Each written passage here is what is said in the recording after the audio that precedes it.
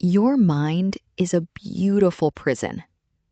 You sit in a chair, staring at a blank screen or a clean notebook, and you build empires in your head. You imagine the perfect business, the perfect body, or the perfect book. It feels so real that your heart beats faster. But then the sun goes down. The notebook is still empty. The screen is still blank. You tell yourself you are waiting for the right moment. That is a lie you have told so many times, it no longer feels like a lie. The truth is darker and simpler. Your plans are not a bridge to your future. They are the wall standing between you and it. Every day you spend preparing to live, someone else is living the life you designed in your head. You are not a creator. You are a beautifully detailed blueprint for a building that will never be built. Centuries ago, in a quiet village near the misty peaks of old Japan, a young woman named Cho sat before a completely white silk scroll. The village was famous for its inkwash painting, an art where a single brushstroke could capture the soul of a mountain or a rushing river. Cho was a woman of intense intellect. She spent her days reading ancient texts about brush angles, analyzing ink densities, and calculating how the humidity in the air affected the paper. She owned the finest black inkstones and the softest wolf hair brushes. Yet, her scrolls remained untouched. "If I make a mistake," Cho whispered to herself, "I will ruin this expensive silk. I must wait until my mind is perfectly calm and my hand is completely steady." Nearby lived another young woman named Ran. Ran did not possess expensive books or rare brushes. Her studio was messy, and her fingers were permanently stained with dark ink. On her first day of painting, Ran splashed a wet brush across a cheap paper sheet. The ink leaked, creating an ugly, dark blot. Her stomach dropped for just one moment, the same cold fear that lived in Cho's chest. Then Ran looked at the ruined paper, and something shifted. She turned it over and tried again. Her early paintings looked like clouds of mud, but she painted every single morning. Years passed, like the wind through the bamboo forest. Cho became an expert speaker. Local students visited her just to hear her explain the philosophy of art. She could describe the exact movement needed to paint a perfect bamboo leaf. But when master artists asked to see her work, she always declined. "The mist is too thick today," Cho would say, looking out her window with a worried expression. "My studio is not organized yet. Soon, the day will be perfect, and I will create my masterpiece." Meanwhile, Ran worked tirelessly in her small hut by the river. In her first years, she produced hundreds of terrible paintings. Some papers tore because they were too wet, others looked flat and lifeless. Yet, with every ruined scroll, Ran learned a secret. She learned how the brush tip bent when pushed against the paper. She learned the exact rhythm of water and ink.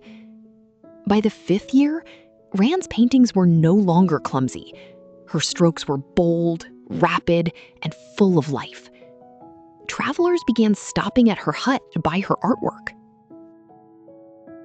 Eventually, news of her skill reached the capital, and she was invited to paint a giant dragon for the shogun. One rainy evening, Cho sat alone in her pristine room, looking at her clean, empty white scrolls.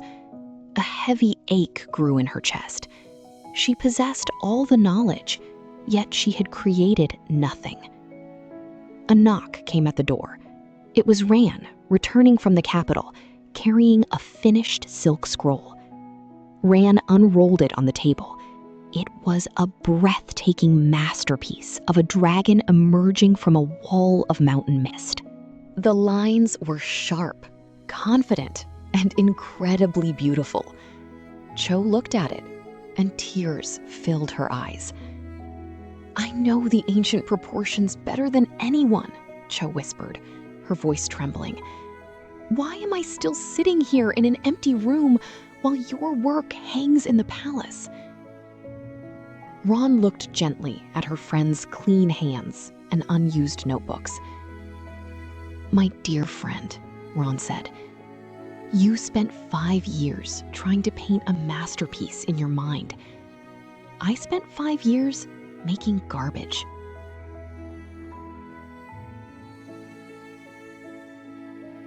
You think failure is the opposite of success, but it is not.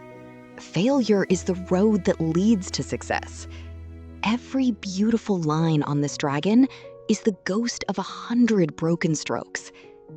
You are so terrified of making a mistake that your fear of a ruined scroll has ruined your entire life. You cannot learn to paint by just staring at the ink. The words hit Cho like a wave of mountain water. She realized her endless planning was not wisdom. It was just a clever mask for her cowardice. The next morning, before dawn, Cho walked into her studio. She did not open her notebooks. She took a cheap brush, dipped it deep into the dark ink, and with a trembling hand, made her very first imperfect stroke on the pristine white silk. It was crooked, but for the first time in 5 years, Cho smiled. The story of Cho and Ron reveals a truth that behavioral scientists now have a name for: the trap of motion versus action. When you're in motion, you are researching, planning, and organizing. Motion feels like progress because it carries no risk of failure. But motion alone never produces a result. Action is different.